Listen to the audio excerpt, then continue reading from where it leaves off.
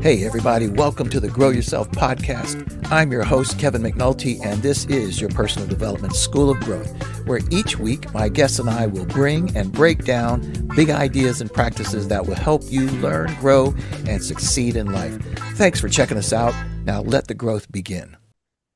Welcome, everybody, to another episode of Grow Yourself, where we try to dive deep into conversations with experts, with speakers, with authors, and with interesting people.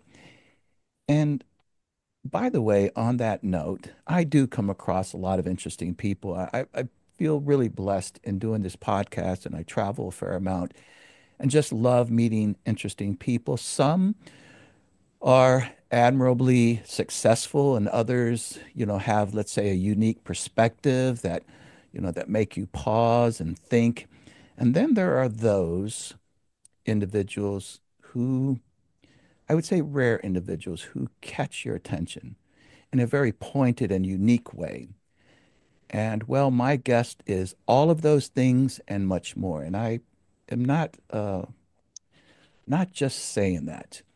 We first connected on LinkedIn, and I started following her blog and her writings. And each time I came across even a simple comment from her, my interest was immediately piqued. There was, or there is, this sort of this sharpness in her mind and in her tongue, I might say, but in a positive sense. And, it's the way that she frames ideas that is both unique and unconventional, but deeply insightful. She challenges assumptions that, while offering a new perspective, they are immediately valuable.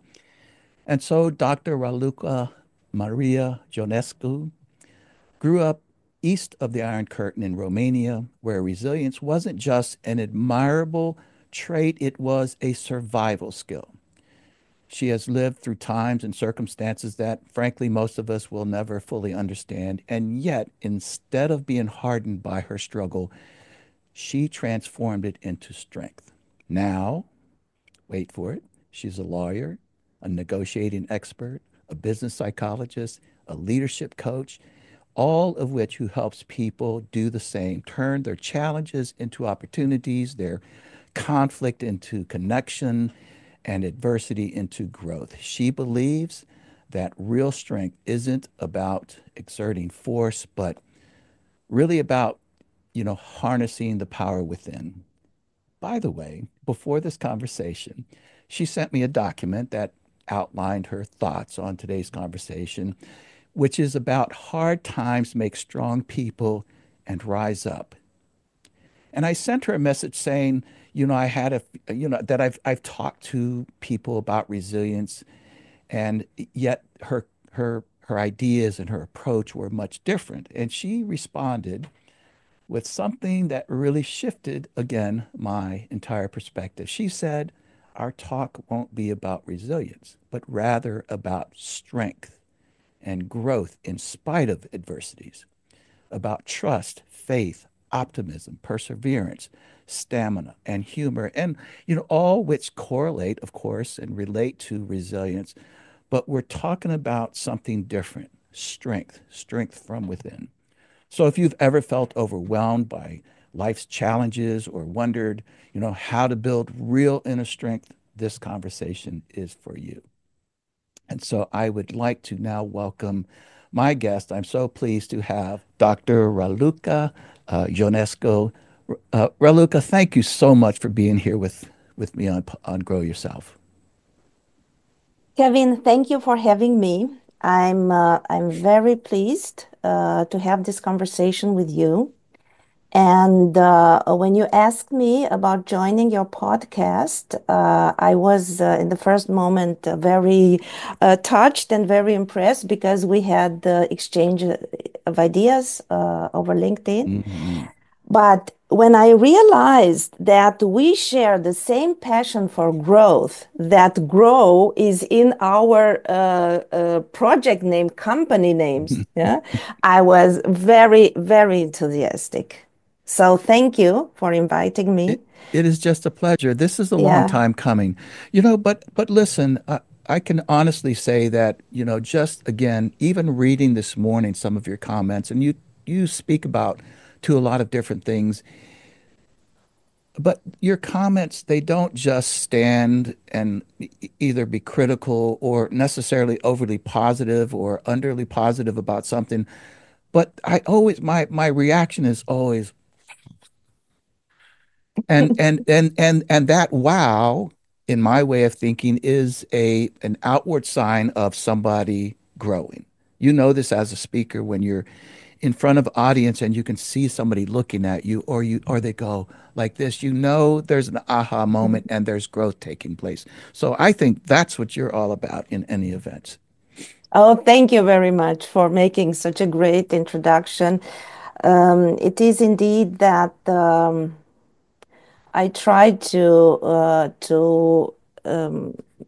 think about and to see things from a deeper perspective, yeah. And I don't jump judging people or things, but I observe them first, Love that. and and then I try to understand people and how they think. Of course, sometimes I'm critical. Mm. I can't stop myself, but But I'm we very need that authentic. too, We right? need that too, Yes. because we need to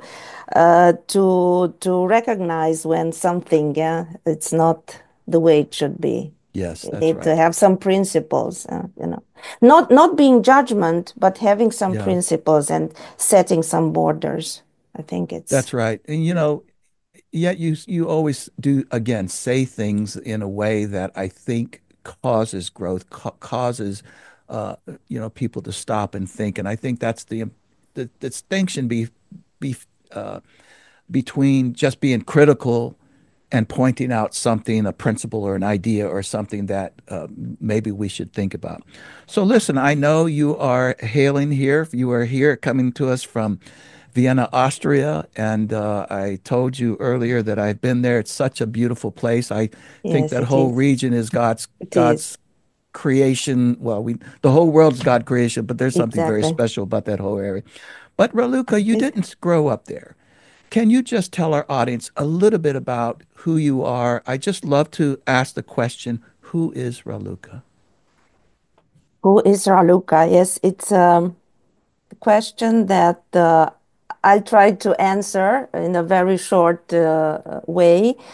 It's like I was born in Romania during this Cold War period. So I experienced firsthand what a totalitarian regime is, and how important it was to live by some principles, but I'll talk about that later on. So I was born in just a normal family, where people, I mean, two, three generations studied, Mm, and my father was a doctor, my mother was a teacher, so my grandfather was a priest, and another grandfather was an architect. So my. I grew up, yes, in this atmosphere of curiosity, intellectual curiosity, Mm, yes, and this pleasure to find out things, and to study and to read, yeah. And but our world was very, very small. It was more like even more like a prison than as a free world. So when things changed, yeah, I was a young girl when things changed, and this iron, how was it called? Iron the Iron curtain, Curtain, yeah. iron curtain fell, and Romania was opening to what we thought it will be a democracy, and to a sort of freedom. At back then, we were very optimistic about that, and things went in a good direction. Mm, So then I went to Bucharest to study law. I studied law, then I started to work as a lawyer, and I worked in the business context. So this was my dream job. I liked it very much. Then I needed to change something at my career. Back then in Bucharest, I was heading the legal department, so I was very quick in achieving this growth, Mm, on this in my career. So at a very young age, I got to have a high position in this in the bank I was working with. And then I came to Vienna to, it was planned to spend 2 years here and then to come back to Romania. And meanwhile, yeah, I'm here almost mhm. 20 years Oh my. now. Yeah. And yeah, I think Vienna, it's Austria, and especially Vienna, it's like a home for me. I'm very happy here. And as you said, we are blessed to live in Uh, such a beautiful place. Romania is also a very beautiful country. So I have the advantage, it's yes. not that far away Yes. now. Yes. Yes. So I have the advantage from both worlds or both Mm, countries. yeah. And But yeah. listen, it's interesting you mentioned Romania and that it's beautiful as well. So I've, lived in Europe and I've traveled to many of the countries in Europe. You know, I had never really considered Romania though. I mean, Mhm. part of it is I never went, I guess, that east. I think maybe the most would be probably the Czech Republic or something like this.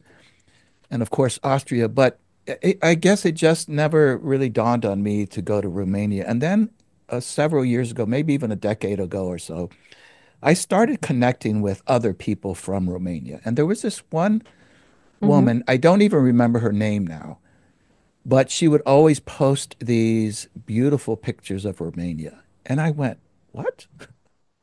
I mean, And it's not that I it's thought anything one way or the other. I just couldn't believe how beautiful. But the one thing that got me really attracted to Romania is the architecture, the mm, castles. They're so mhm. different than other places. So please just share a little bit about Romania. It is absolutely a beautiful country that I plan to go to someday. Yes, please go. You have to. You really have to because it's geographically it's a very rich country. We have mountains, we have access to the sea, we have the Mm, Danube, we have many seas. So it is, and the nature is great, and it's this mix of cities which are, yeah, some of them are to a certain extent modern, but to a certain extent still yes. with communistic, houses, Hmm. and mm, uh, also with the places that are still almost untouched, so in such a Mm, natural shape, this green and um, yeah, it's very, very, very beautiful, and the people are very friendly. So for us, it's like always be in contact. We have. It's very easy to connect with people. Yeah, for mm. us, we have this open thing. It's because Romania is historically um, has a Latin element, a Oh, Roman okay. element. It was like the Roman Empire. The Romans came and settled in Romania after two wars on the territory that back then, yeah, it was Dacia. It was the name, like the car. I don't know if Mm-hmm. you know the Mm, car. mm-hmm. It's just this area, and they settled here, and this is how the Romanian people came to be into being. So the language is part of this Roman languages like Italian, French, Portuguese, Spanish. I It belonged to see. the same family of languages, Roman languages, and also some mentality because we are, surrounded by Slavic countries, except Hmm. for Hungary. So it's a very interesting component. There's And so much to learn. it's so much to learn, yes, and It's it's like very rich. You have to come and I to really, visit. really have moved it way up into the places that I want to see. I was amazed and almost shocked by what I was seeing, and so it's beautiful. Well, listen, let's get into talking about people and strength and all the perseverance and all these sorts of things. You know, in a note that you had sent me, you mentioned you said that from what you perceive that we're living in a society, where many people struggle with low resilience, increasing rates of depression and Yeah. lack of purpose and self efficacy, if you will. May I just start off by asking you, what do you think is contributing to this? Why is it seemingly more than the past? This is a very, very interesting question that I used to ask myself. I'm still asking myself because having the experience of another world, because I see my first years and my youth in communist Romania, Mm, um, a very like it happened 200 years ago, but because of the difference, it was so different. But it helps me um, see these differences. I mean, this phenomenon. Because back then I thought, and not only me, everybody in Romania, oh, we wish we lived in a free world, in the free world, in this a mm, prosperous free world. It was our dream to leave this communism, this dictatorship, and to move to the Europe, to the Western Europe, or to the United States. This was the dream. This was our dream, because we thought this is the perfect world. It's the perfect world where people are free and they are prosperous, and when where there are so many mm. things that we don't have, because you can't imagine we had oranges just once a year for Christmas. So we lived with a very few things, the basic things, which we used to do. We used to prepare everything to have. It was almost nothing more, nothing more to buy, but we had to work for everything. So for us, prosperity was only possible in the Western Oh part of my. Europe, of the United States. And now living here, for a while, I thought this is the normal way to be. It's great to be like that. Romania, of course, now it is free, and it's almost no difference anymore. There is no difference anymore in terms of material prosperity. It is accessible. But what I realized is that, especially in the last years, that there are so many people who are unhappy. And not only unhappy, they are depressed, they are stressed, you know. And then I started asking myself, how is it possible now that we have this prosperity, that there are people who suffer because of depression and they are so unhappy, you know? And Do yeah, please. yeah. And this is, for me, coming back to your question, um, yes, I realized that um, what it lacks is this inner strength, you know, this inner balance. There, yeah, the inner And balance. and we identify too much with the material things, with the world outside, you know, And compare, we compare.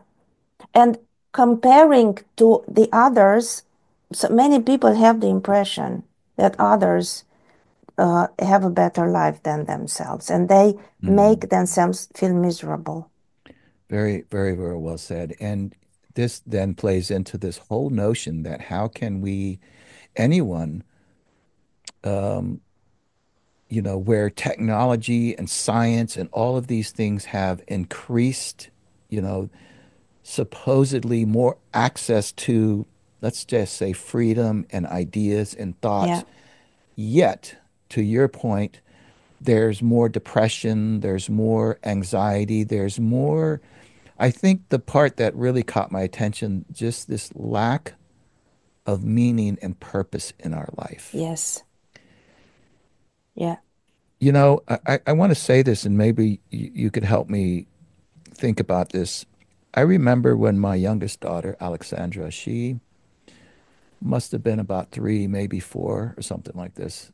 Um, and we were sitting, I was outside, and we had a little wooden bench, and I was working on something, and she took her legs and put it across the bench, and I had a pair of tweezers, pliers, and I had it sitting on the bench, and there was a piece of grass. I think maybe I had just cut the grass or something. There was a piece of grass there.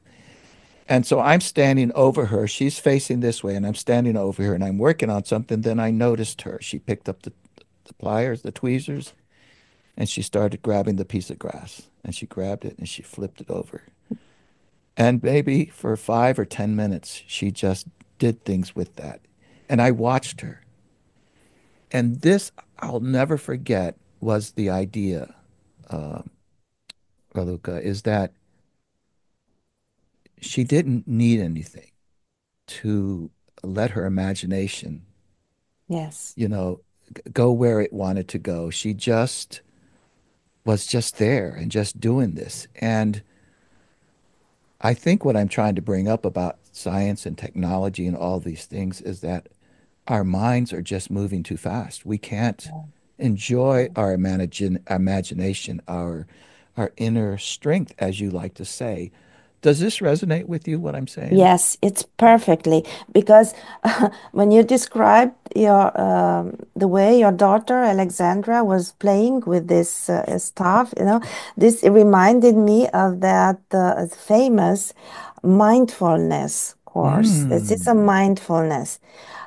So because people of today develop theories and courses out of everything, Yes. but but this was mindfulness to touch the grass, to play with things from the nature.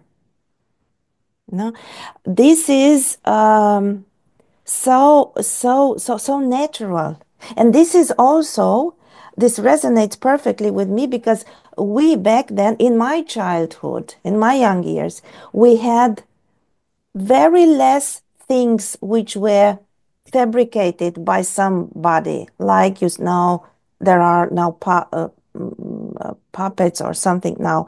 We did things, we imagined, you know. I did my own uh, figures. Yes. We played with things from that made grass, or we built as children houses from two chairs and one Blanket or something. blanket, and we had a house, and we Yes. played with other girls, yeah, inside with the this how was it called, puppets, or Yes. like Puppets. figures, Yes. puppets, Yes. and they said, "This is Yes. my child. Dolls. This The is dolls. Yeah. dolls. Yes. This is my sister. This is my baby. This is my," and we could play out for hours. We didn't need anything else, or we sang together. I used to play guitar because we learned these things in school, sorry, back then, and it was like we were happy. I mean, I went outside after school, and there were in the garden, in the common garden, and there were always children there. I mean, we didn't need more than this. On one hand, we had less things, very few things, but we had what we needed most. And this makes me think of what I heard from a friend a long time ago. Actually, it had to do with playing the guitar because I also played the guitar. And I remember I was playing with this band, and he was a bit of a mentor to me. I'll just say his name, Bernie Roan, God rest his soul. He was teaching me how to play with a band. And he said, and I always wanted to put in as much as I can. And he said, Mhm. Kevin, many times less is more. Yes. And so I think the same principle applies to what you're saying, Yeah. that less is more. And so the lesson behind what you're saying here about this is that less is more, right? From the standpoint that Mhm. if if you have all of these things to occupy your mind and your time, there's no need to think. There's no need to be curious. There's no need to be mindful, really. There's no time to be Yeah, mindful, is there? exactly. Yeah, exactly. Less is more. This is the principle I lived by. I used to live by even now. And that means also, you don't need more, you don't need much stuff or many things to be Yes. uh, uh, satisfied. But you need the right things, the right people, the right Mm. ways to spend your time. Not much, but the right ones. And this is what, because it's very funny. We have so much in common, Kevin, because this is what I taught and I repeat in my courses, because I forgot to tell you in the introduction that I changed my work. I don't work as a lawyer anymore, but I work as a teacher. So I teach negotiations Mm. in university. I also teach leadership and coaching.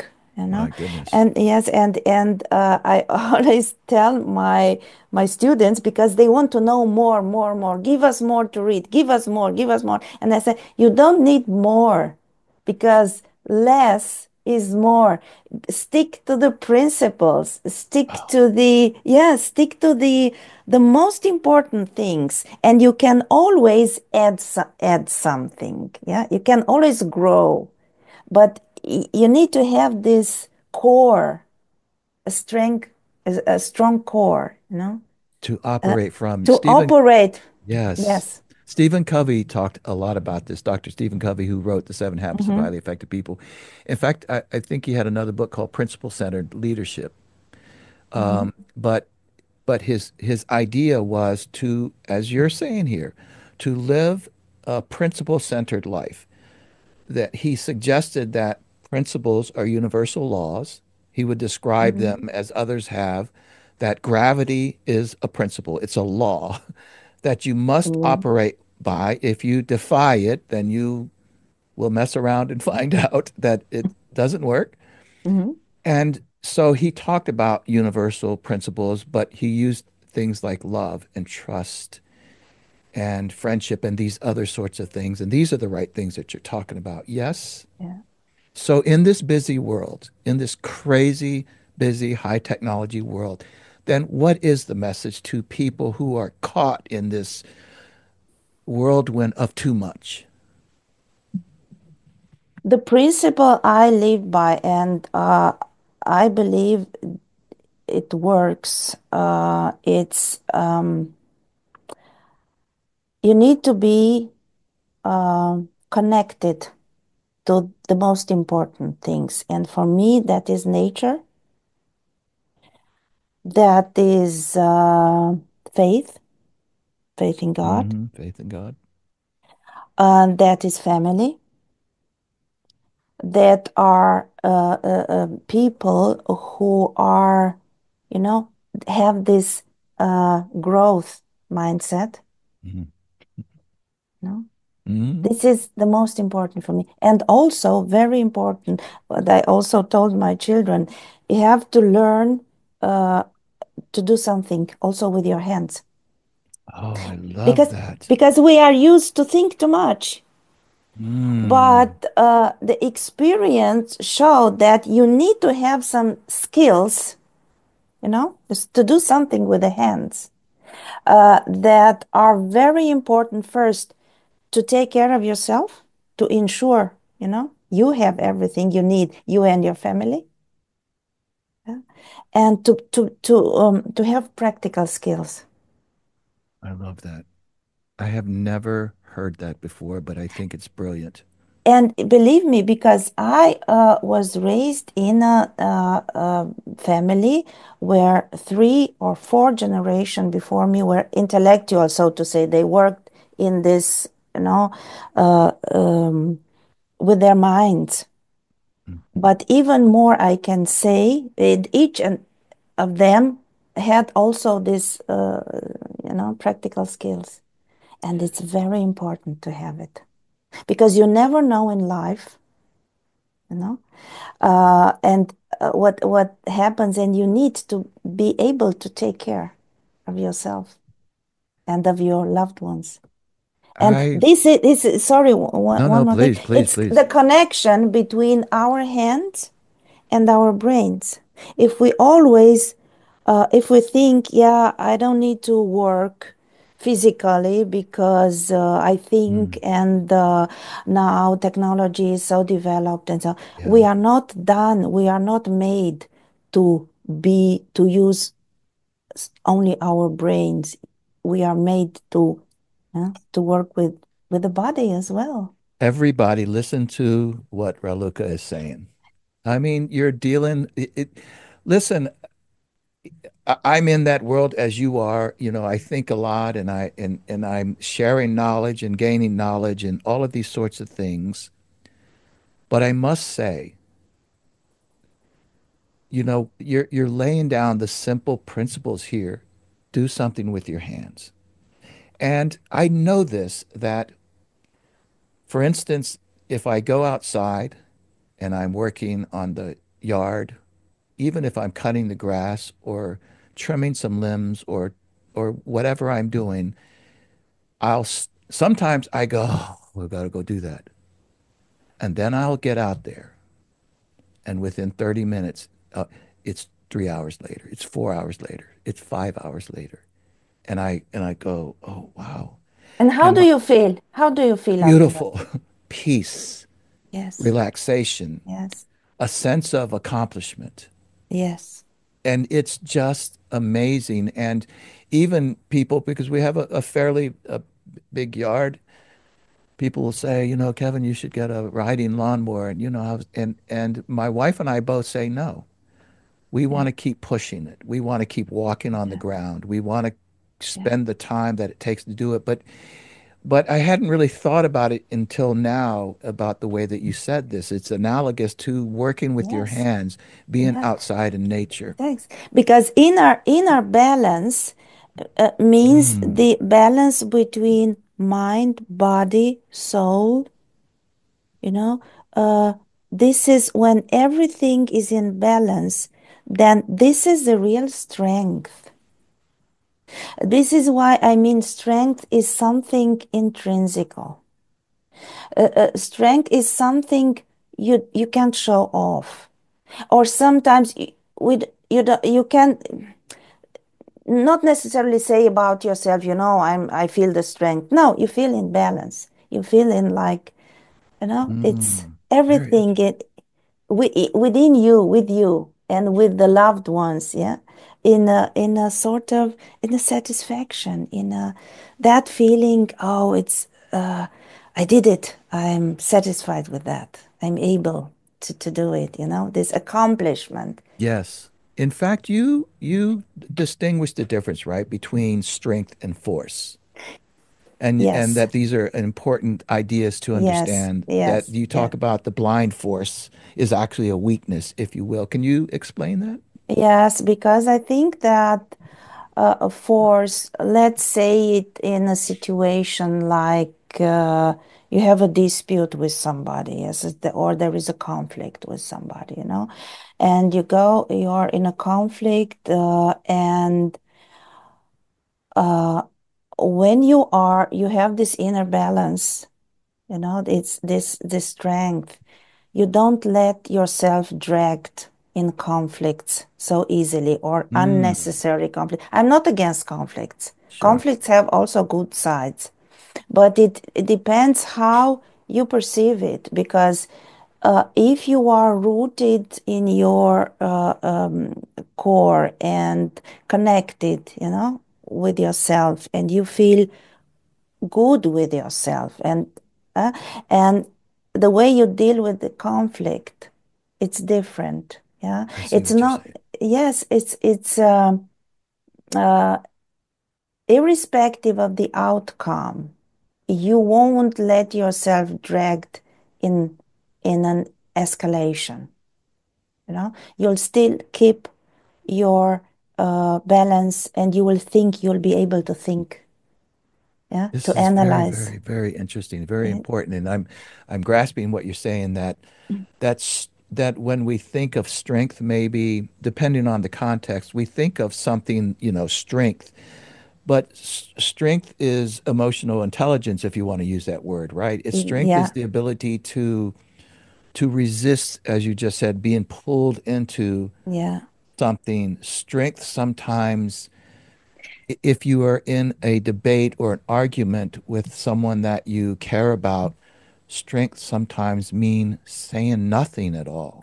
exactly. And still show if the person is important, and and still being respectful to that person, and being true to that, to yourself, not reacting, but responding, but thinking, it's still deciding for yourself, how far do I want to go? Man, Yeah.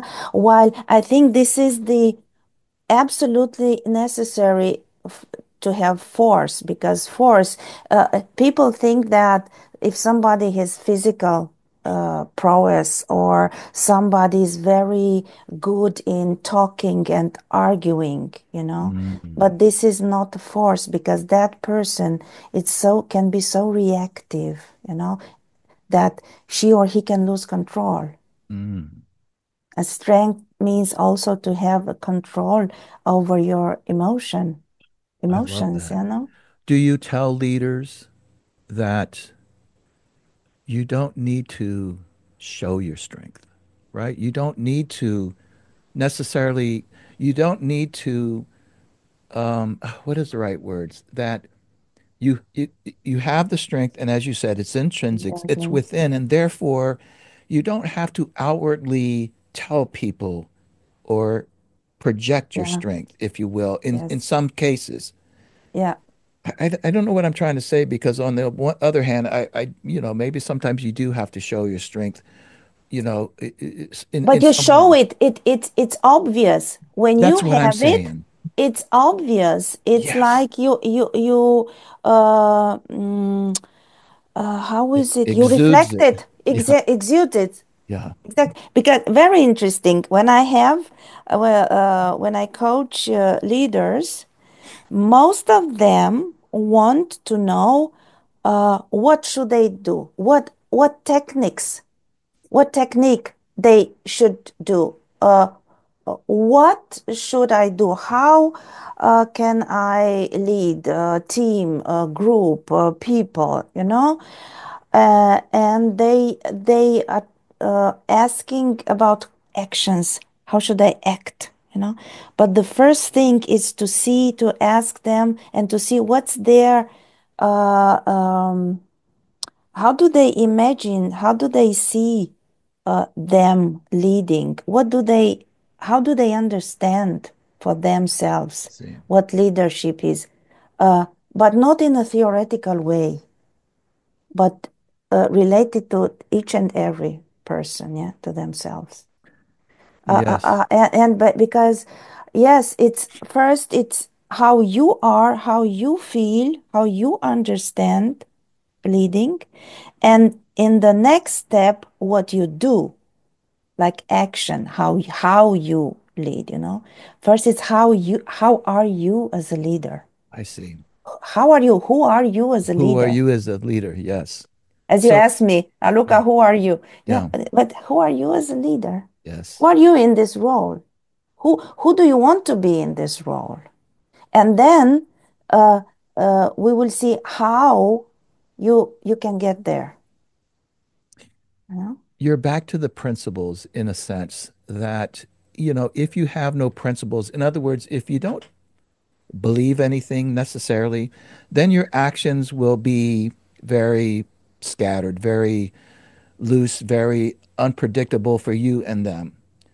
But if you believe in, let's just say, if you believe in negotiation, you can use any term, or if you believe in goodness.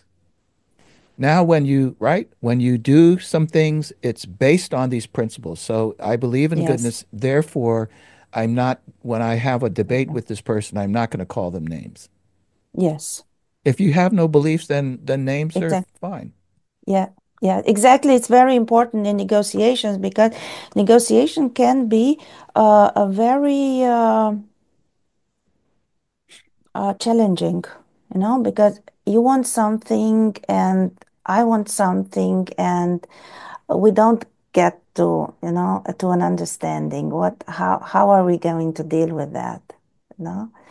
And sometimes when people are not, don't have this inner strength, this strength, the real deal, you know, uh, they they start and either they fight with each other or they don't openly fight with each other, but they, you know, in their minds, they start to mistrust the other person, Mm, or to, they are, some people are not able to say openly, to say their opinion openly, and then they start saying names, mm. sometimes from behind, Very interesting. when they cannot be honest, because honesty comes also from the strength. That's right. That's another universal principle. So that's right. Or even candor to some degree. Can they? Again, I go back to some of the writings that I see you write about, in your blog or even more on LinkedIn. Your strength does come through. It really does. You tell it like it is, but I don't ever see you attacking or saying mean things. But at the same time, when I read it, I say, okay, it's pretty clear what she's saying. It's very straightforward. Yeah, And yeah. there's a sense of strength that I pick up from that, a sense of confidence Hmm. about what you're saying. The principles just jump out. I mean, I encourage people, if you're on LinkedIn, go connect with and follow Raluca. You will get some very good information. So let me ask this though. You talk about struggles and that struggles are important to strength, and and many of us tend to sidestep the struggles, that we somehow look down at the struggle. How does struggles and strength correlate? How does one have to do with the other? Mm-hmm. It's there is a word or an expression that I hear lately, safe space. That there Ah, must be a safe space, everybody in a safe space. You know, this safe space, it's so inflationary. Yeah, yeah. yeah. Like, yes, okay, it's fine to have to be listened to, and that people around are listening and trying to understand. But for someone, yeah, to get mm, to become a strong person, you have to go through struggles. You have to experience unpleasant situations. You have to be exposed to critic, to feedback, to Mm, sometimes to um, tough situations. And I know it's a popular opinion what I'm saying now, Understand? but you can, I don't know how your experience is, but for me, it is the a critic in the sense of uh, being corrected or being, you know, this way I learned, for instance, to express myself, to formulate my ideas. Um, it is through challenges, also physical challenges, that I got to know myself, my limitations. And sometimes when I Mm, was in school or was in sport, in training or even in a school situation, back then in Romania, we lived in a very competitive society.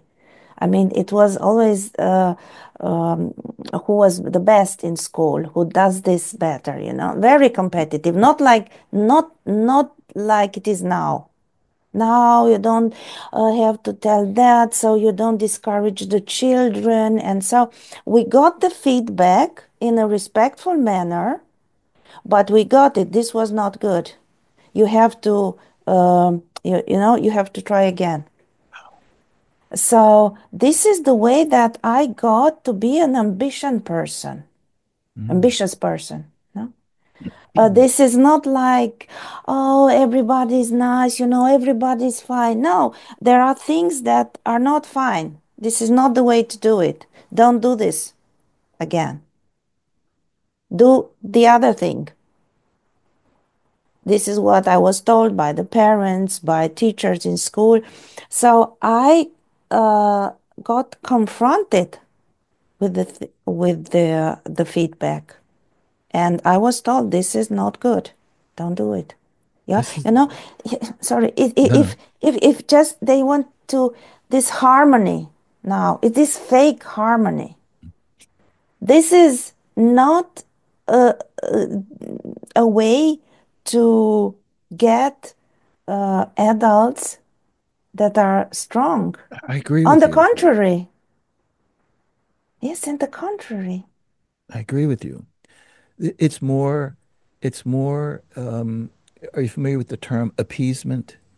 Hmm. It's more the appeasement of, you know, to your point. It's fake harmony that we are just trying Fake. to appease each other, but nothing is solved. I Yes. if I believe that I shouldn't push back with you and you shouldn't push back with me, but I walk away from the conversation going, no, I should have told the truth, or I should. I mean, and Yeah. too much of that becomes a society of appeasers, fake Yes, and harmony. this exactly, and this is one of the reasons why I think people nowadays, young people, most of them are young, don't know how to deal with life, with situations in I think that's life. right. Also, adults, yeah, yes, they don't know how to deal with this. They are not used to that, or they take it personally. And coming back to what you said, that I articulate my opinions without calling name, Mm, without because uh, I think that what I criticize or when I make a point, I don't attack the person. right. I'm referring to the idea. And on the other side, when somebody attacks me, sometimes it's personal, yeah. I don't take it like that because when I see people that can't control themselves, yeah, they come with stupid replies attacking me, and this happens quite often, yeah. I'm sure. Lately, yeah, I said, I've seen some of those, and sometimes I think I should jump in there and rescue you. I'm like, Raluca's got this oh, covered. I don't need to say anything. I mean, she's got it. But you're right about that. This is strength that you're talking about, the inner strength, the ability to just walk away from it. to just walk away from it, Uh, but to make my point. This is my yeah, opinion, yeah. And I've seen that in practice, you know. People, the people who are most vocal and most attacking on the internet, No, it's they wouldn't say a thing in my face if they were to sit next to me. yeah, that's right. That's right. Raluca, They I are want, yeah, sorry, they are no, please. cowards, sorry. Yeah, no, no, no, They no, are no, the no, most no. cowards. I get that. They're not people of strength. You're exactly right. I want to relate what you're saying here to a very short story, and that, again, that will reinforce to those who are listening who want to discover and learn how to become stronger people. I don't want to say that this is just for younger people, but I think you would agree that the younger that you are, that you can develop some strength, the more solid it is, and the more you can rely on it and depend on it because it becomes part of your nature. As you said, it becomes more intrinsic. And so, Mhm. here, very quickly, and I'd love to hear your comments about not about the story, but about the point that I'm trying to make. So, when I was in the Air Force, in the U.S. Air Force, this was in the 80s, in the middle to late 80s. My boss was my mentor. He was also a musician, and I was a musician, so we liked each other. And he was a really good boss, a good person.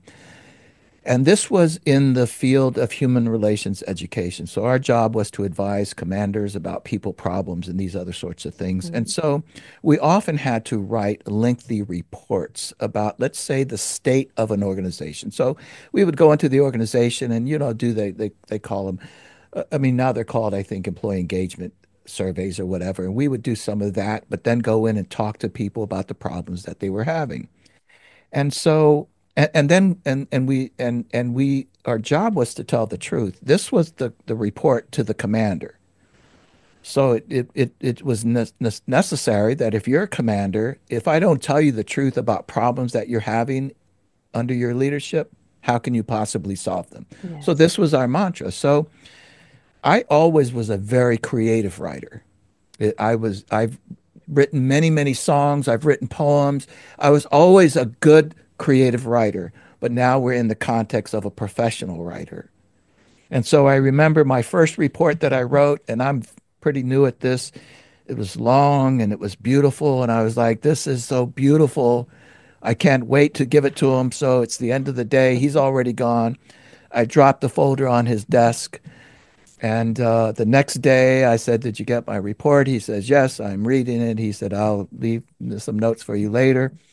Later that day, I think I came back from lunch. He was now at lunch. The folder's on my desk. I open it up, and it was several pages, many pages. And all I saw was red ink.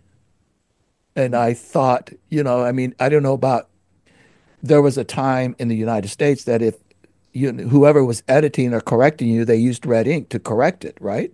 Yeah, Okay. it was So I the looked at same. this and I could see nothing but red ink. I thought maybe he cut his wrist and I was like, what is all this? And I started reading everything and he changed this and changed that and changed everything. And he explained a lot, wrote on the side.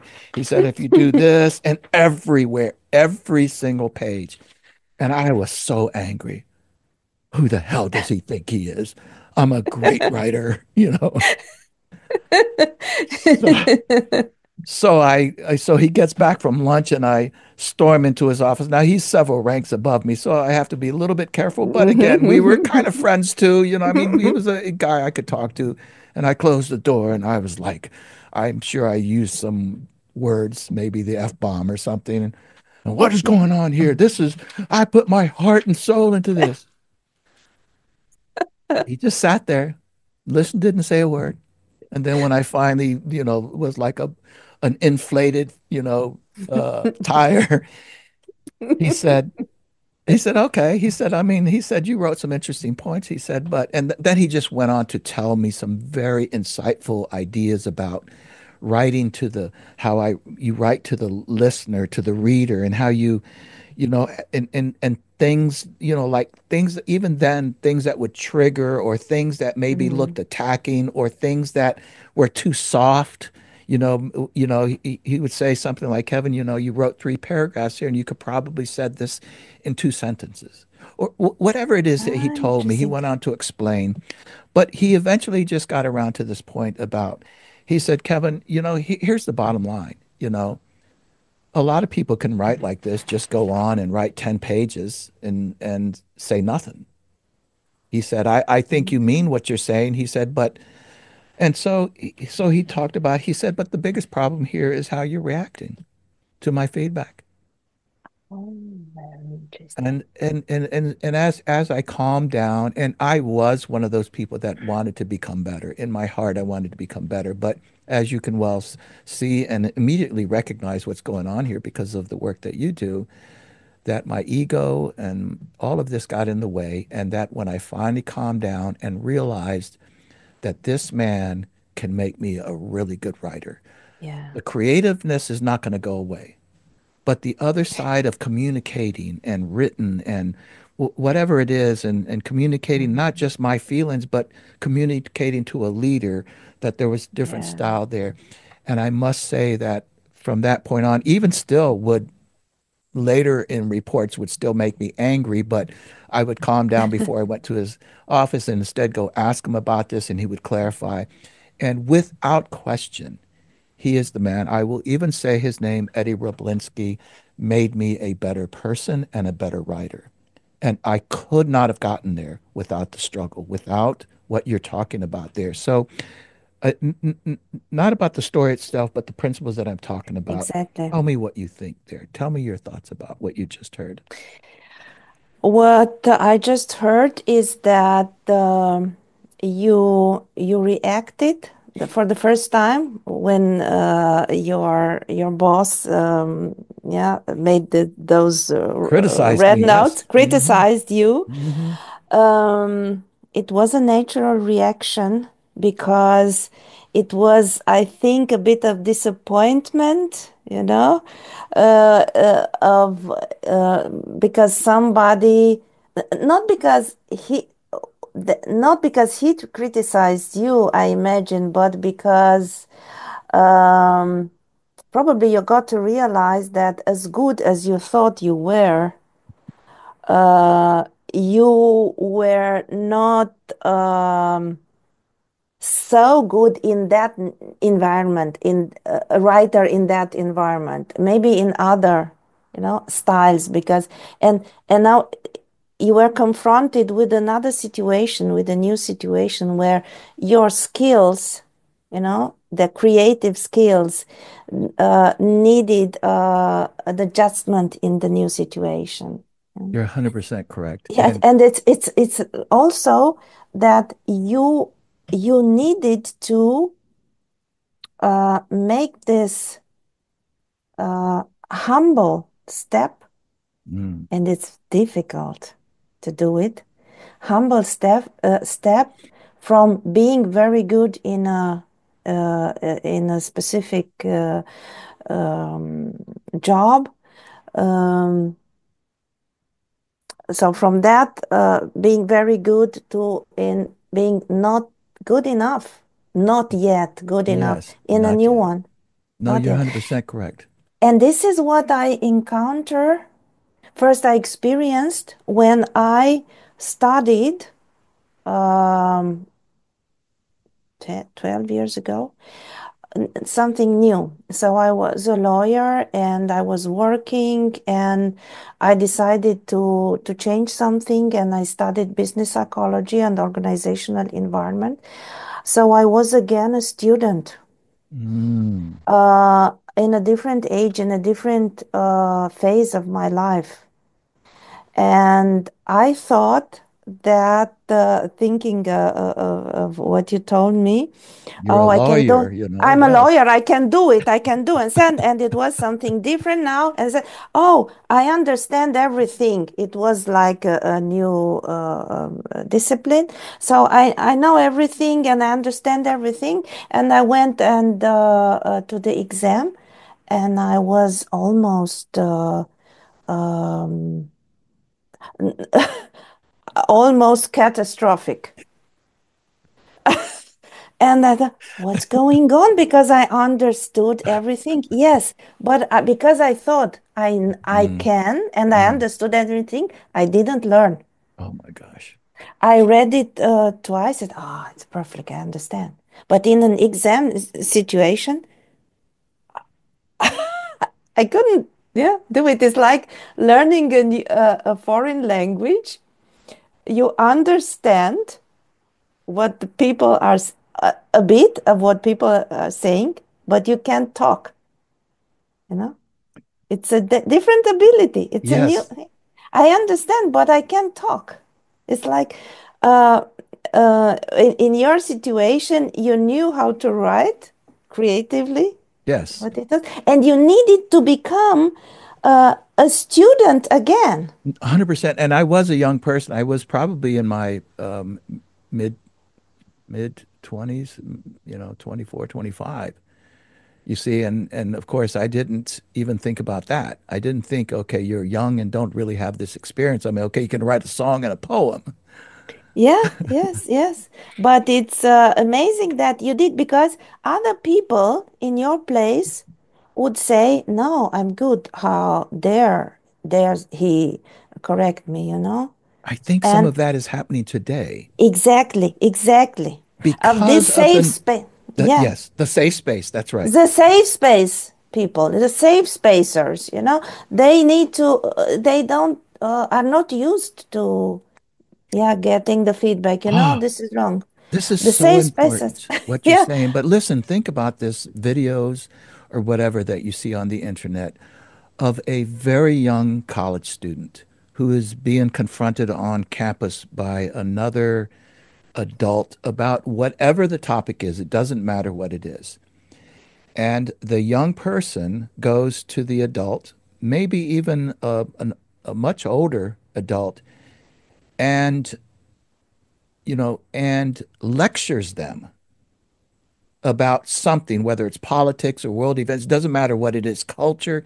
They lecture them, and you know, and the point that I'm trying to make here, though, is that so many, I believe, are just they have a lot of knowledge. They're very smart. They have watched a lot of YouTube videos and a lot of TikTok and maybe read a lot of things on different threads. So they've and they're smart to the degree that they can recall this information and then they just begin lecturing and many people are standing around going, you're making no sense. You're just repeating something and this is different exactly. than what we're And talking about. yes, and this is the difference between moving in a safe space and Yes. getting a reality check. You get out of this university amphitheater and Hmm. you think, so they think they know because they heard a lot, but they didn't use this knowledge yet. They didn't create anything. There it is. They didn't, there is nothing that came practical that came out of this theoretical knowledge. They didn't put this knowledge into work. They didn't, And this, yes, that's they right. didn't That's right. apply. They They didn't didn't, apply it. they Yeah, didn't build anything. right. They didn't do anything. Yeah. And, but they criticize. And this is what we come again to this situation, actual situation that so many people are having anxiety, that so Yeah, many people are depressed yeah, because yeah. they live in a bubble. They live in a bubble. So oh man, I just love this. And I know that even some may listen to this and not appreciate what's being said here, from the standpoint, but I think we're again, we're maybe back to some very simple principles about what you just said about humility, about about developing your strength, cultivating your strength. Not Exactly. you just don't read something and show up and debate as though you understand what's being talked about here. So let me just slightly back up here a little bit, Raluca, and then maybe we can apply a few things for whoever's listening. Although you have already dropped what we say, dropped some great nuggets. But let's start with this. I know it's maybe I should have asked this 30 minutes ago. In the context that we're speaking about, what is strength? In the context that we're speaking of, what is strength in your way of thinking?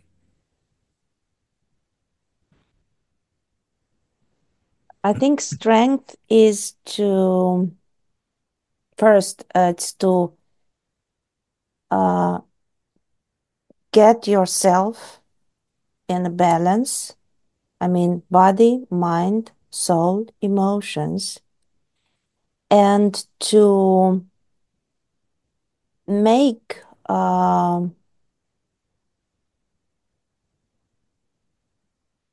and also to be able to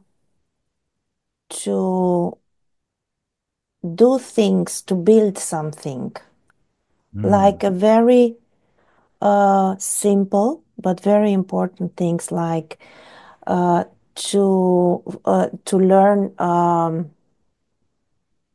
to do something, and to make a life to May I make a interject? life. Yeah, because No, I'm trying, no, I'm no, no. I know trying what you're not to saying. form I get what you're saying, but I think maybe part of what you're saying is the difference between somebody who somebody gives them a business and all the apparatus to run it versus somebody who builds a business. to build a business. Yes. This is also the difference between uh, resilience somehow and growth. Mm, Growth, so you need resilience to deal with, to be able to deal with situations, life situations. But to grow, you mm. need much more. You Very, need very this interesting. risk energy, this vision, the energy, this patience, this how is it called? Stamina, Stamina, yes. stamina to move into this direction, which can take months, years to grow. It's a like Wow. energy, like this is this strength, energy, it's growth. I think it's strength in action. Oh my goodness. And you're It's talking. inner, yeah, inner thing. Yes, I put yes, it to at yes, work and yes, I build something, yes. a life, a family, a business, everything, and I need to put much energy into that. Not The, just to work in a system, to function right, in a that's right. system. That's resilience is enough. But to grow, you need this, you need strength, you need a force in sense of power, because you need to go outside and convince the others, to negotiate with them, to deal with conflicts, to deal with, to have ideas, yeah, to materialize them. Sorry, you wanted No, to. no, no, no, no. That's just beautifully said, you know. And so if I'm a party, one of the parties that you are the negotiator or the mediator in between the two of us, and you're helping us negotiate, let's just say this, you're the mediator, the facilitator. Mhm. How would you know if I showed up, if I was one of the parties, how would you know that I have the type of strength that you're talking about here? How would you know this in a very In a brief meaning? negotiation situation, I would know it because uh, I would see that you come with that energy. You sit there or you stand there with an energy, with a straight, a way of looking it, and with this sparkle in your eyes. Mm, And this is how I recognize if somebody is there to make, to progress, or is mm, there just because he had no other solution or no other, he's there because he must be, or you are there because you want to achieve something. And when you want to achieve something to grow, you are sparkling, your eyes, you're passionate about this. You want to find solutions. Huh? Wow. You are sometimes ready to fight, but you are ready to fight uh, in a constructive manner because you want to push your idea. You want to make the other party embrace it, accept it, help you, cooperate with you. This is a different quality than being there just to fight with somebody to make them, kaput. It's different quality. What you're saying is just so resonating with me. It makes so much sense because I keep thinking about every time you say something, I think something like this. So, Raluca, what you just said in part, and even earlier, just a moment ago, you essentially said there is strength in patience to grow a business, to Yes, negotiate a hard deal, yeah, that if you are impatient, you're not strong. I exactly, mean, right? exactly, exactly. That is it. There Yeah, is strength in listening. yes, There is strength in, and by the way, back to your growing, there's strength in learning how to communicate. absolutely. I mean, I'm just Because back. yeah, Yes, please. No, please. because the communication is that connects us. If we don't communicate, and it's each of us in his or her bubble, there is nothing grows. It only grows when we communicate. Because communication language, we have it to make a bridge to each other. It's to make a connection. We connect through that. It's a I think communication is essential to growing and And being able to communicate. It's and just part of it. because you can open your mouth does not mean that you are a strong communicator. I hear this all the time by and most of the time I'm hearing it more recently from, young women, to be honest with you, but not always young. I know it's just gonna this is gonna not make some people happy, but this idea that you're screaming at me as a young woman and just loud, and I can't speak into a word. I don't really engage in that, but I see this all the time. And when the person who is getting screamed at finally has a moment to say something, they push back and say, "Why are you screaming at me?" or "Stop screaming at me," or "You don't know what you're talking about." And then the young person comes back and says, "You just don't like strong women, do you?" And I'm thinking to myself, you're not exuding strength by No, yelling. The fact that you no. can yell louder than me is not strength, but there's this idea that if I can open my Yeah, mouth and scream loud, that I am strong. yeah. This is, Kevin, the opposite of strong. This is hysterical. This lacks manners, and this is a monologue. This is a self. Mm. This is a way to isolate them. This is the difference between wanting to achieve something, to grow, and wanting to be right. Mm. you know because people who Yes. come in negotiation, for instance, just because they want to be right, or they communicate because they want to be right in a conflict, this is not a purpose. If you just want to be right, you so these people will end up being alone because nobody can stand them. Nobody can live a life with them. I know it's a very they are encouraged to express themselves.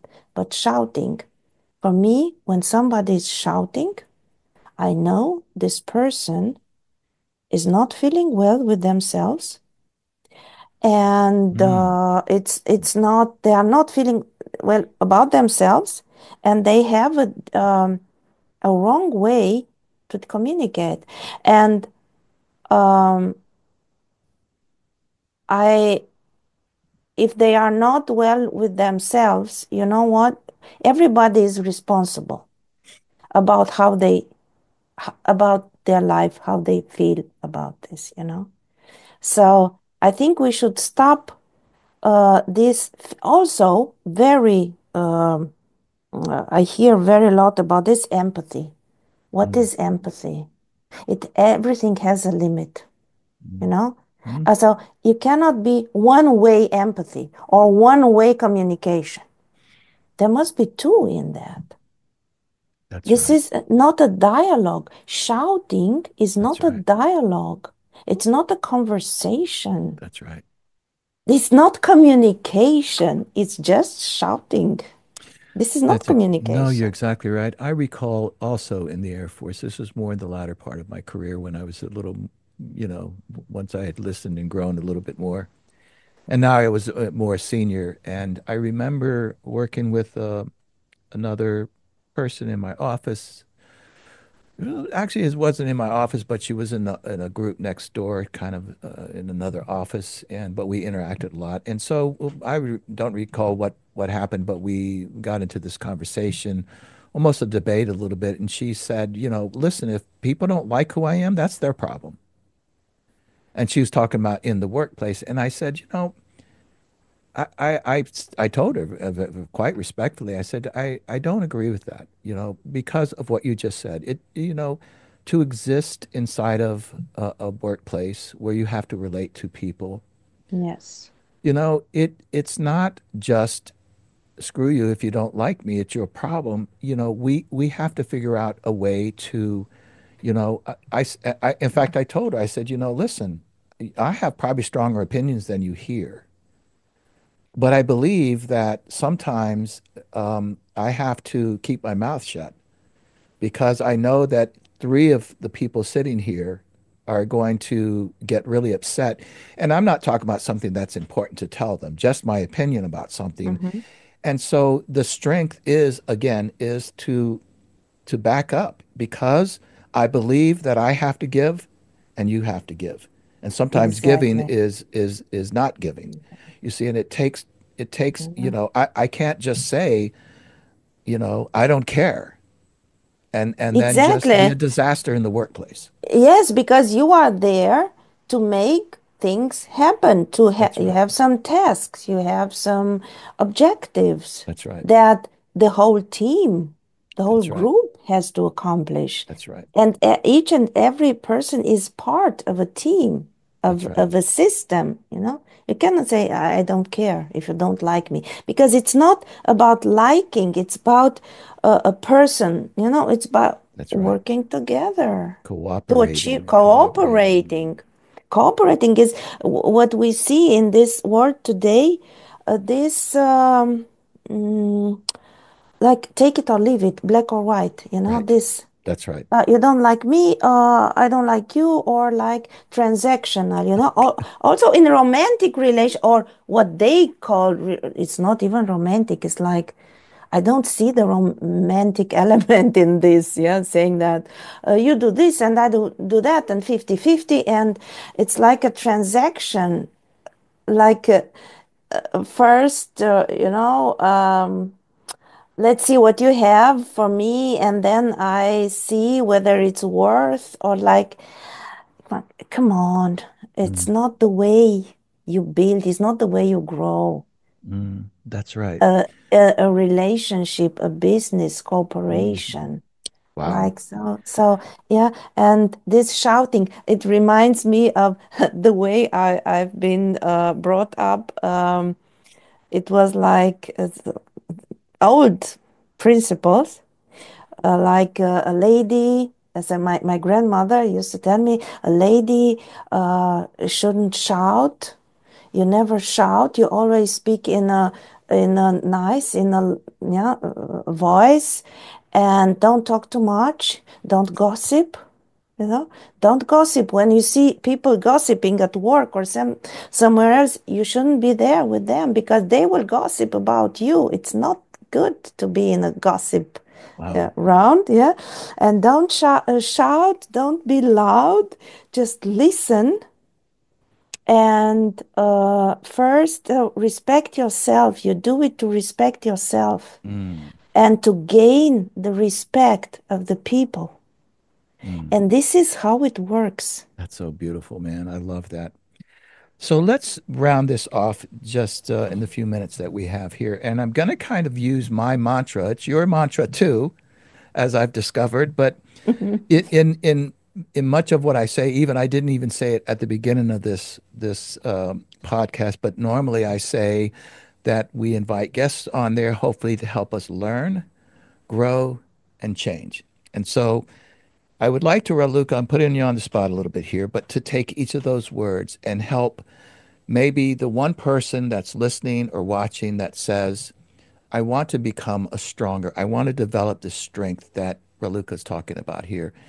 And so let's start with learn. What's the first thing that if again, let's even maybe say that it's a younger person just getting into the workplace. It's not for young people, but it gives us a bit of a target here.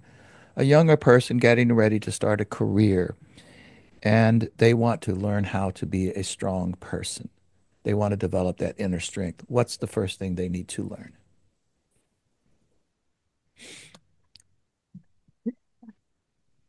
Uh, it sounds simple, but it's uh, the basics. Learn how to behave, Oh how to my. be polite, how to listen, how to be respectful. And it's learn as a kind of etiquette, you know. It's not old-fashioned, but it is, for instance, to respect people who are more knowledgeable. And Mm, learning for, especially for young people, they learn from somebody or they learn with the help of somebody who is knowledgeable.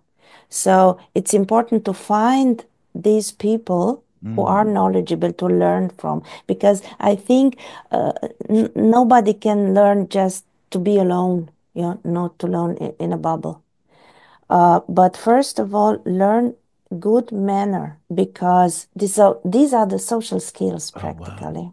That's These beautiful. are I the social skills. yeah, I know people who are very young people, bright, intelligent, very, very good, and also good looking, but don't they are not successful or they struggle because they are not able to very connect with interesting. others. I have it in coaching. My newest coaching client, she got this. She's an expert in her field, but she doesn't know how to talk, and her colleagues don't like to work with her.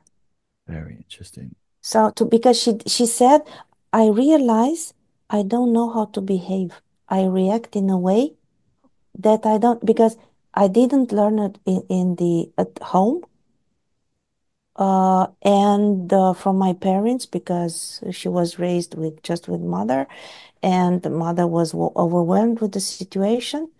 And then in the work, she didn't have a mentor, a role model. And she said, please, I would like to learn to how to behave. And she's 30. She's brilliant. Wow. That's incredible. What a great anecdote for what we're talking about. Okay, so then learn manners. I did not see that coming, but I love it. That I'm even thinking about myself if I'm a mentor to someone or if I'm working in an establishment and there are people around me that are younger either in age or in experience. And I think to myself, I like to mentor people. But if I come across the person who has bad manners, who's always in your face, who doesn't care what they say, I have no interest in mentoring them. Exactly. If they have good manners, if they're polite, if they're humble, I am the person that will walk up to them and say, listen, I I think you've got a lot going on here. I love your humility, your interest, and I would like to mentor you.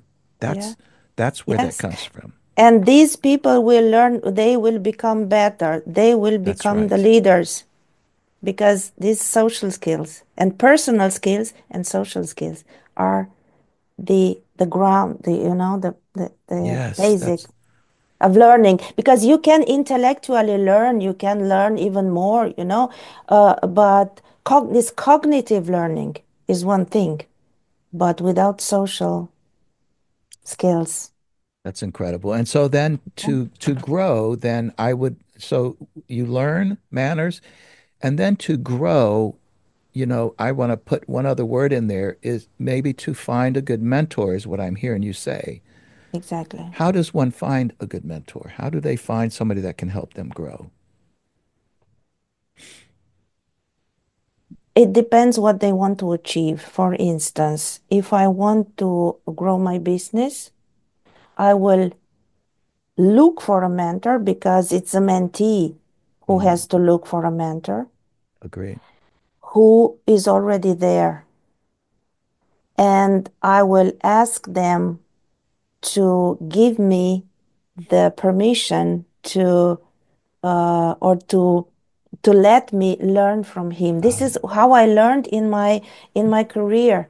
I went to although I was quite high in the hierarchy, but I had a CEO back then, a very skillful person. I admired him a lot, and I said, please, please let me when you negotiate with businessmen on the business people, could you please let me just sit there and learn?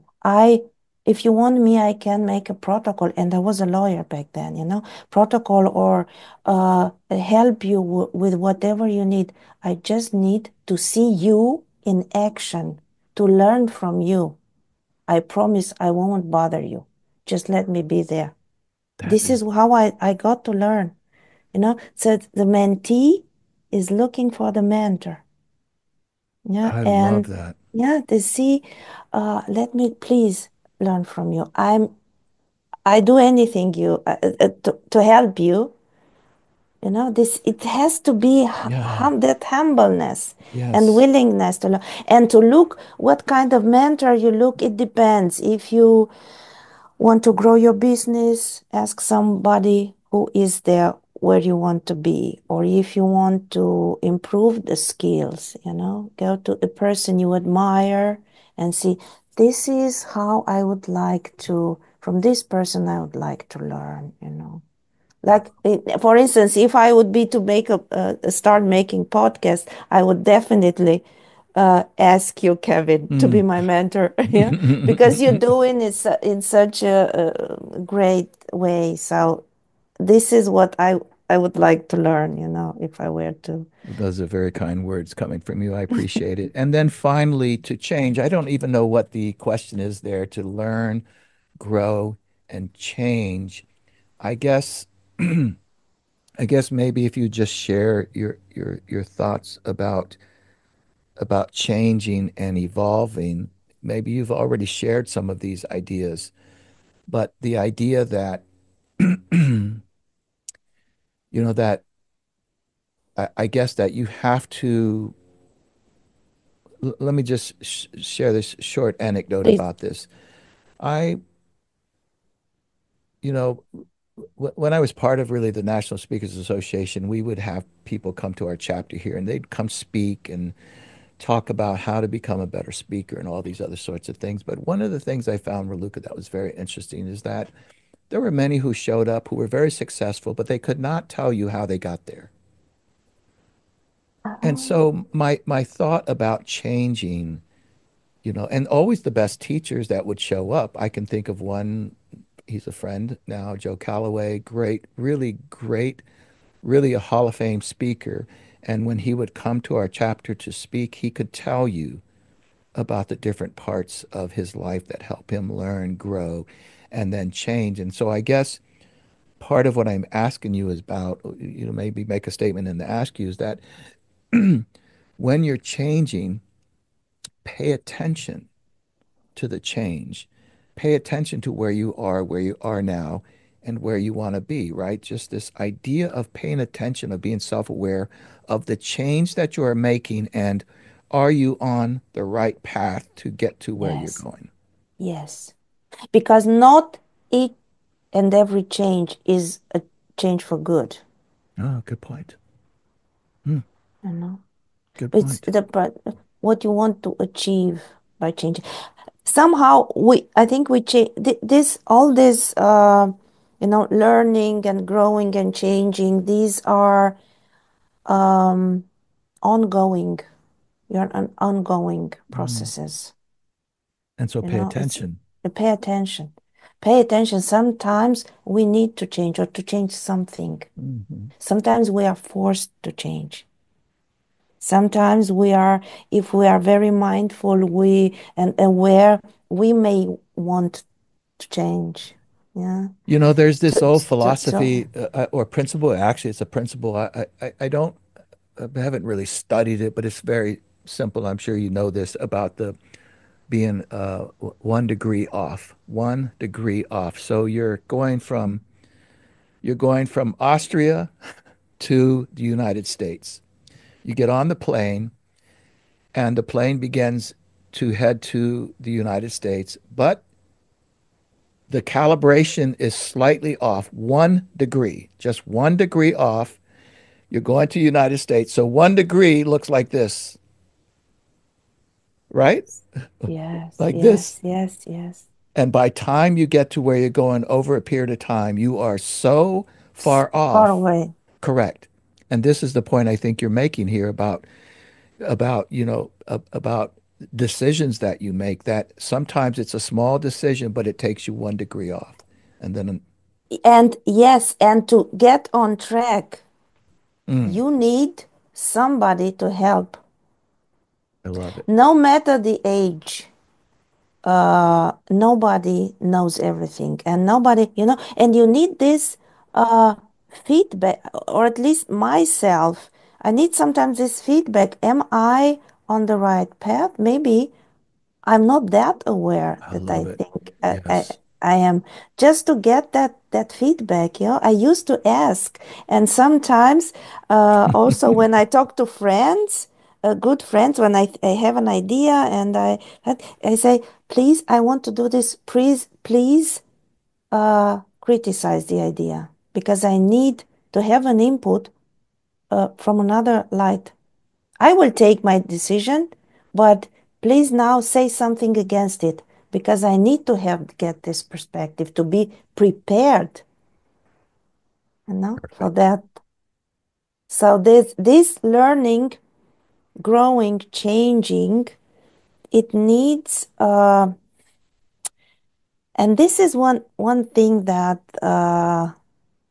contributes to strength. Nobody can be strong alone. We need other people. Oh, that's so well A said.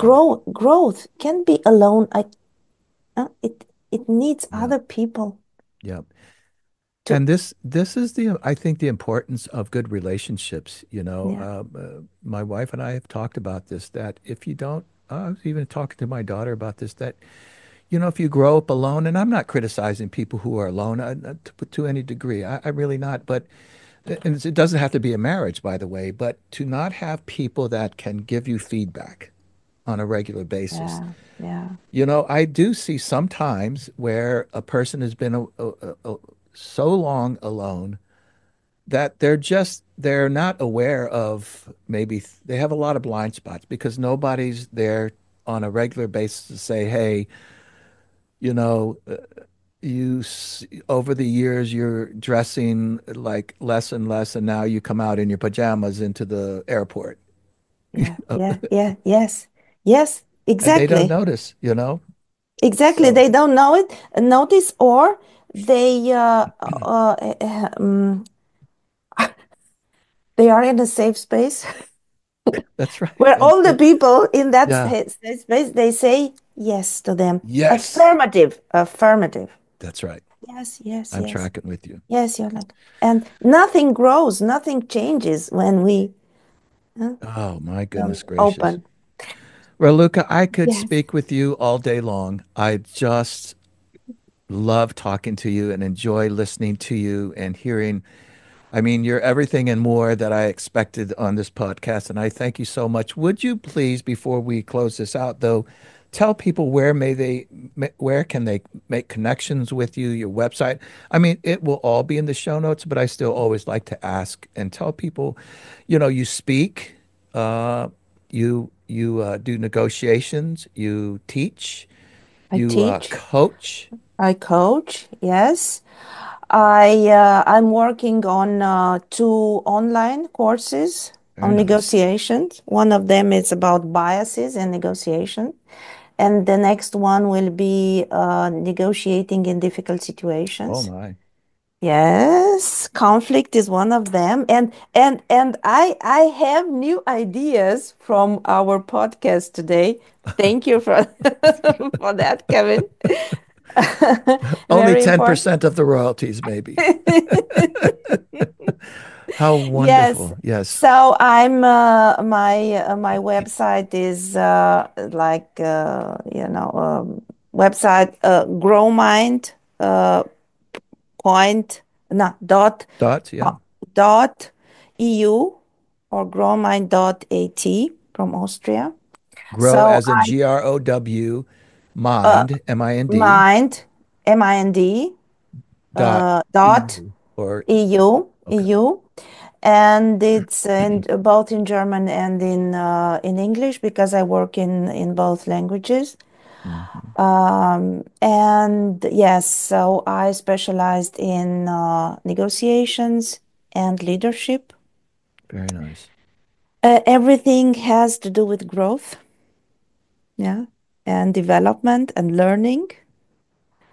And yes, I thank you, Kevin, for this opportunity to speak with you and to share our dialogue with your audience. And it was really a great conversation.